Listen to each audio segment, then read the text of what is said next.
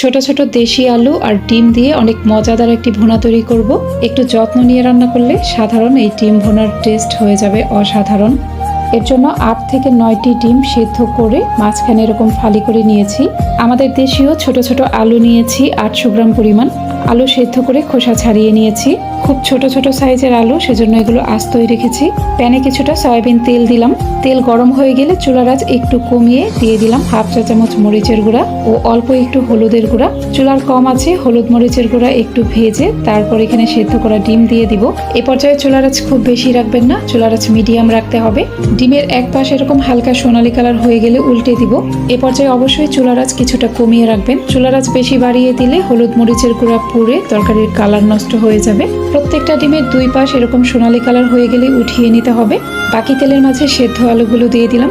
এই সেদ্ধ আলুগুলো অনেক বেশি কড়া করে ভাজবেন না, চাইলে এই আলুগুলো ভেজে নেওয়ার পর হালকা করে একটু ভেঙে দিতে পারেন। কিছুটা ভাজা হয়ে গেলেই তেল ঝরিয়ে উঠিয়ে নিতে হবে। এখানে আরো অল্প একটু তেল দিয়ে দিলাম। এরপর একটা দারচিনি, 2টা এলাচ ও একটা লবঙ্গ দিয়ে একটু ভেজে দিয়ে দিলাম 1 কাপ পরিমাণ পেঁয়াজ কুচি। পেঁয়াজ কুচিগুলোকে কিছুটা বাদামি কালার করে ভেজে নিতে হবে। দেখুন পেঁয়াজগুলোকে এরকম হালকা বাদামি কালার করে ভেজে নেবেন, তাহলে পেঁয়াজের যে একটা মিষ্টি মিষ্টি ভাব সেটা থাকবে না।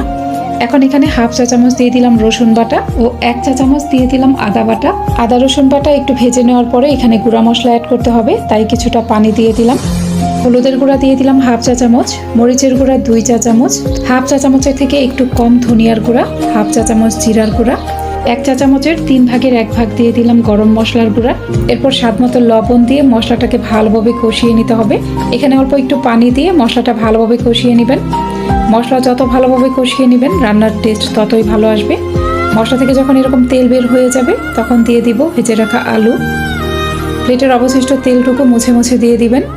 আলু দেওয়ার পর খুবই সামান্য পরিমাণ একটু পানি দিয়ে এটা নাড়তে থাকবো।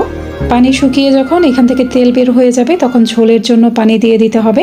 আমি এখানে 4 কাপের মতো পানি দিয়ে দিলাম। এই রান্নাটা কিন্তু খুব বেশি ঝোল ঝোল হবে না, কিছুটা মাখো মাখো টাইপের হবে। এখন প্যানটা ঢেকে দিব। এখানে যখন একটা বলক চলে আসবে তখন ঢাকনা খুলে ভেজে রাখা ডিম দিয়ে দিলাম। অবশিষ্ট তেলটুকু অবশ্যই মুছে মুছে দিয়ে দিবেন। এরপর প্যানটাকে ঢেকে দিব। ঝোল অনেকটা ঘন হয়ে যাওয়ার পর ঢাকনা খুলে নিলাম। দেখুন ঝোলটা কিন্তু অনেকটাই ঘন হয়ে গেছে। 2টা কাঁচামরিচ মাঝখান দিয়ে একটু ছোট ছোট করে কেটে দিয়ে দিলাম। এখন অল্প পরিমাণ একটু গরম মশলার গুঁড়া ও অল্প পরিমাণ একটু ভাজা জিরার গুঁড়া দিয়ে চুলার মিডিয়াম আঁচে প্যানটাকে ঢেকে রাখবো আরো প্রায় 6 থেকে 7 মিনিটের মতো। এই ঝোলটা ভালোভাবে জাল হয়ে উপরে তেল ভেসে উঠলে তারপর ঢাকনা খুলে নিলাম। আজকের রেসিপি ভালো লাগলে আমার ইউটিউব চ্যানেলটিকে সাবস্ক্রাইব করে পাশে থাকা অল লেখা বাটনটাতে ক্লিক করে রাখবেন। আর ভিডিওটি যারা ফেসবুক থেকে দেখছেন তারা আমার ফেসবুক পেজটিকে লাইক ও ফলো করে রাখবেন। রান্নাটা কিন্তু পারফেক্টভাবে হয়ে গেছে। আলুর তরকারিতে অনেক বেশি ঝোল থাকবে না, তবে হালকা একটু গ্রেভি থাকবে। আলু ডিমের এই ভুনাটি খেতে কিন্তু অনেক বেশি মজার হয়। রেসিপি ভালো লাগলে একটা লাইক দিবেন, কমেন্ট করে জানাবেন ভিডিও আপনাদের কাছে কেমন লাগলো।